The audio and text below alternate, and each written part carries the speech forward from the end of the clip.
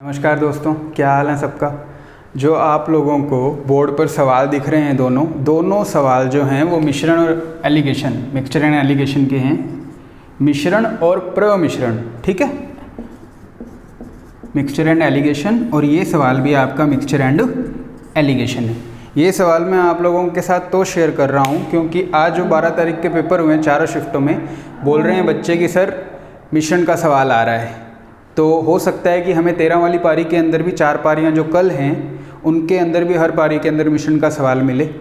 तो वो सवाल अपने को करके आना है। जिस तरह से उन्होंने मेरे को बताया तो इस तरह के सवाल एग्ज़ाम के अंदर उनको मिले थे, तो हम कवर करते हैं इसी तरह के सवाल, ठीक है, और देखते हैं किस तरह से हम इन सवालों को कर सकते हैं। पहला जो सवाल है आप लोगों के लिए वो क्या है भाई, देखो वीडियो को पॉज करके आप अपने हिसाब से अपने तरीके से भी सवाल को हल कर सकते हो, ठीक है। मैं आप लोगों के लिए सवाल पढ़ता हूँ। बर्तन ए और बर्तन बी दोनों में दूध और पानी का मिश्रण है। दो बर्तन है ए और बी, दोनों में दूध पानी का मिश्रण है। बर्तन ए में 80 लीटर मिश्रण है जिसमें 20% पानी है। बर्तन बी में 40% पानी है। दोनों बर्तनों के मिश्रणों को एक तीसरे बर्तन सी में डाल दिया जाता है तो परिणामी मिश्रण, रिजल्टेंट मिक्सचर जो है उसमें दूध और पानी का जो रेशो है वो 5:2 हो जाता है। तो अब अपने को बताना है कि बर्तन सी में दूध की मात्रा क्या है। ब्रैकेट में लिखा है लीटर्स के अंदर अपने को कैलकुलेट करना है कि लीटर में कितना है भाई, ठीक है। तो ये सवाल आप वीडियो को पॉज करके खुद कर सकते हो। हाँ जी, तो वीडियो को पॉज करके आपने ये सवाल हल करने की कोशिश की होगी। इस सवाल को करते हैं। इस सवाल को मैं आपको 2 तरीके से बताऊंगा, एक तो सिंपल मिश्रण और एक अपने एलिगेशन से भी इसको सोल्व करेंगे। किस तरह से एलिगेशन से अपने इसको सोल्व कर सकते हैं। पहले देखो सिंपल तरीका इसके अंदर कैसे कर सकते हैं इस सवाल को। बर्तन ए और बी, एक तो है बर्तन ए और एक है बर्तन बी, ठीक है भाई, और एक है बर्तन सी।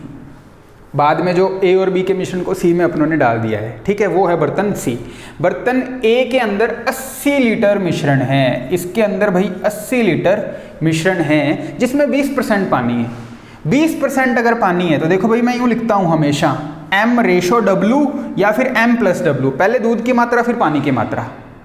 आप अपने हिसाब से अपना हाथ सेट कर सकते हैं, दूध पानी इस तरह से, ठीक है ना। तो 20% अगर पानी है तो 80 का 20% यार 16 पानी नहीं हो जाएगा। 80 में से 16 गए 64। तो दूध और पानी पहले मिश्रण के अंदर 64 और 16 है। दूसरे बर्तन में 40% पानी है। 40% का मतलब जो है ना वो 2/5 होता है भाई फ्रैक्शन में। मतलब अगर पूरी चीज़ 5 है ना तो उसके अंदर से 2 तो पानी है और जो दूध है m की मात्रा है वो 5 में से 2 गए 3। मतलब बर्तन जो B है ना उसमें दूध और पानी का रेशो मुझे पता लग गया 3:2 है। इन दोनों को मिला दिया, A और B को मिला दिया बर्तन C के अंदर, और C के अंदर दूध और पानी का जो रेशो है वो कितना हो गया भाई, 5:2 हो गया। तो अब बर्तन C में दूध की मात्रा अपने को ज्ञात करनी है। देखो भाई किस तरह से ये डाटा आपको दिया हुआ है, ये मैंने लिखा है, इसको गणितीय रूप में लिखा है, मैथमेटिकल फॉर्म के अंदर मैंने लिख दिया। एकमात्र इक्वेशन बनेगी, एकमात्र समीकरण बनेगी। किस तरह से, देखो M/W, दूध में दूध मिलाना है, पानी में पानी मिलाना है। बर्तन A में कितना दूध है, 64। बर्तन A में पानी कितना है, 16। देखो दूध के सामने दूध लिख दिया, पानी के सामने पानी लिख दिया। अब बर्तन B का दूध और बर्तन B का पानी, यार ये देखो ये 3:2 है। तो ये तो 3:2 है। अगर प्रॉपर इनका कोई कॉमन मल्टीपल होगा, रेशो के अंदर चीज लिखते हैं तो हमें नहीं पता यार कितना हो सकता है। बर्तन बी में 100, तो 100 को 3:2 में बांटूंगा तो ये 60 और 40 आ जाएगा। अगर हो सकता है ये 200 हो तो इसको बांटूंगा तो 120 और 80 आ जाएगा। मतलब इनका कोई कॉमन मल्टीपल होगा एक, वो मुझे पता नहीं कितना है ना। रेशो में तभी तो लिखते हैं अपने चीज को 3:2 कि मतलब कोई भी चीज़ है वो 3:2 में है। इनका जो कॉमन मल्टीपल है मुझे नहीं पता वो क्या है, तो मैं क्या करता हूँ, इसको कर लेता हूँ 3x तो दूध है और 2x पानी है। तो इसका जो दूध है जब बर्तन A के साथ मिलेगा तो कैसे मिलेगा, 3x, और पानी मिलेगा 2x करके, बराबर। ये क्या हो गया भाई, ये दूध ये पानी बर्तन C के अंदर डल चुका है, इतना दूध और इतना पानी। जब ये वैल्यूज आपस में कटेंगी तो क्या आएगा, 5:2। बस भाई इतनी सी चीज़ अगर जिसने बना ली ना वो ये सवाल छोड़ के नहीं आएगा। बस ये वाली बात है, सिर्फ इतनी बात, इसके अलावा और इस सवाल में कुछ भी नहीं है।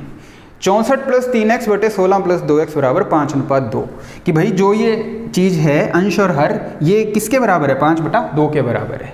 दूध की मात्रा 5 अनुपात बर्तन सी में और 2 अनुपात पानी की मात्रा। अब इसको हल करते हैं, x का मान निकालते हैं, क्रॉस मल्टीप्लिकेशन तिर्यक गुणा करते हैं। तो देखो ये क्या बनेगा, 128, ये गुणा कर रहा हूँ पहले, 2 का 64 में 128, 2 का 3x में 6x बराबर, अब ये गुणा 5 का जब 16 में करोगे 80 प्लस 5 का 2x में करोगे तो 10x, ये 6x है, ये 10x है, ये हो जाएगा ना 4x, ये 128, ये 80, 128 में से 80 गए 48, तो x का मान ये बटे में जाएगा ना इसके, तो x का मान 48/4 12 आ गया भाई। ये लो x का मान मेरे पास 12 आ गया। अब बस कोई बात ही नहीं है इसके अंदर, बर्तन सी में दूध की मात्रा पूछी है, बर्तन सी में दूध की मात्रा पूछी है, तो बर्तन ए में देखो दूध की मात्रा 64 थी ना, दोनों बर्तनों को मिलाया गया। बर्तन बी में देख लेता हूँ कितनी, x का मान अगर 12 आ गया तो बर्तन बी के अंदर दूध की मात्रा 3x नहीं थी, 3x मानी थी ना, तो 3 गुणा 12, ये 3 गुणा 12 कितना हो गया, 36 नहीं हो गया क्या? दूध में दूध मिला है, पानी में पानी, अपने को पानी का कोई मतलब नहीं है। सी के अंदर दूध की मात्रा, तो बर्तन ए में 64 और बर्तन बी में 36, तो 64 और 36 को जब मिला दोगे तो कितना आ जाएगा, 64 प्लस 36 कितना आ जाएगा, 100 आ जाएगा भाई। और आपका फाइनल आंसर हो जाएगा बर्तन सी में दूध की मात्रा क्या होगी, 100 लीटर होगी। समझ में आ गई बात? ये आप इस तरह से सवाल, ये इक्वेशन बना के कर सकते हो। दूसरा तरीका है इसके अंदर एलिगेशन, ठीक है, किस तरह से हम ये सवाल करेंगे समझना भाई।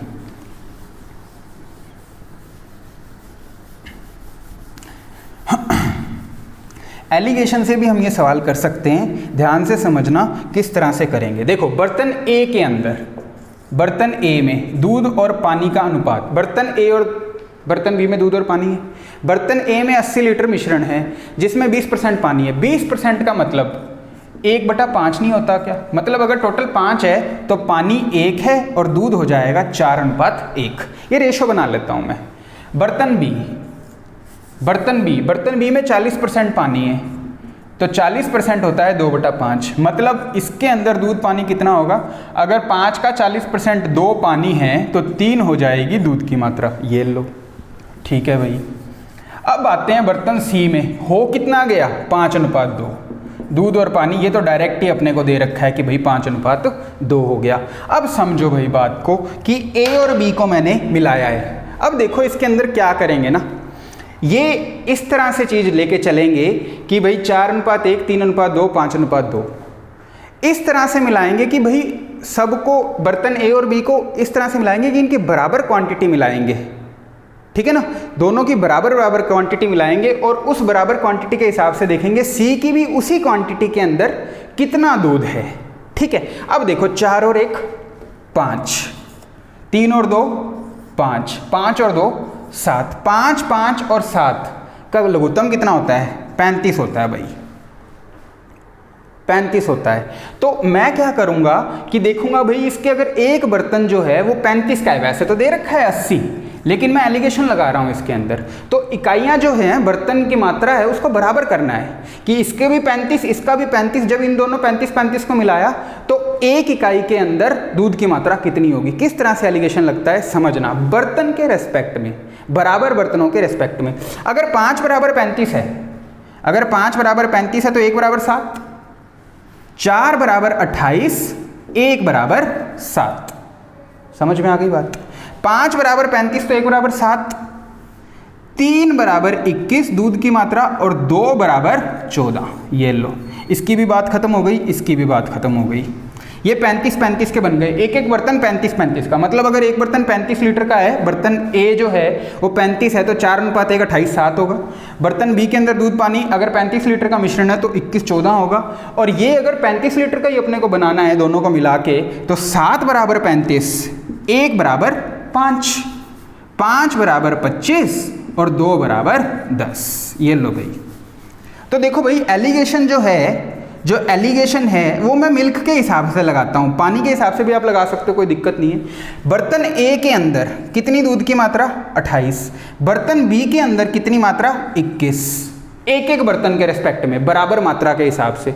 बर्तन जो सी में मिलाया कितना हो गया भाई 25, बराबर करनी पड़ेगी अपने को क्वांटिटी, क्लियर है बात। अब देखो एलिगेशन 28 और 21 वाले दूध को मिला के बीच की मात्रा बनेगी। मैंने आपको एक क्लास में पहले भी एलिगेशन बताया था। जब एलिगेशन पढ़ेंगे डिटेल से तो बिल्कुल बेसिक से आपको चीज़ बताऊंगा, ठीक है। 28 माइनस 25 3, 25 माइनस 21 4।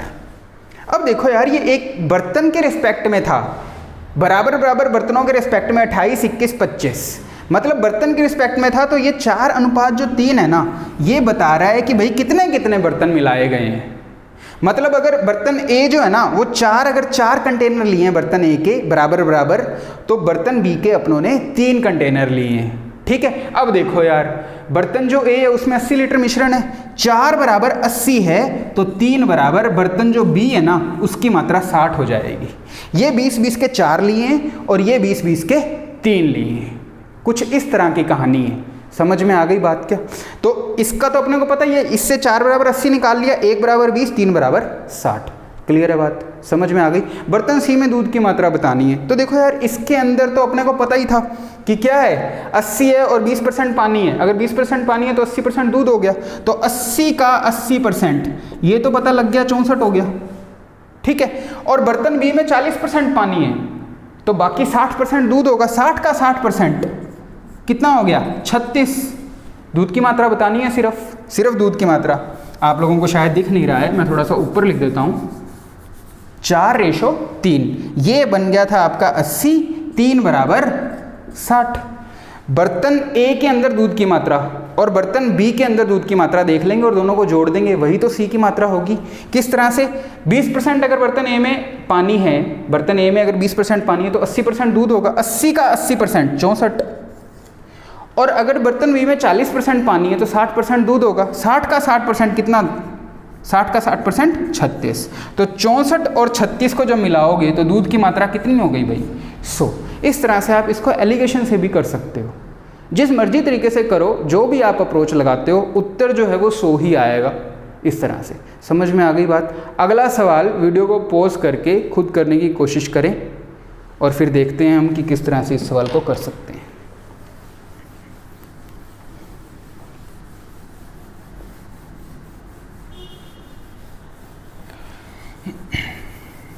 हाँ जी, तो ये सवाल आपने किया होगा, 2 नंबर सवाल।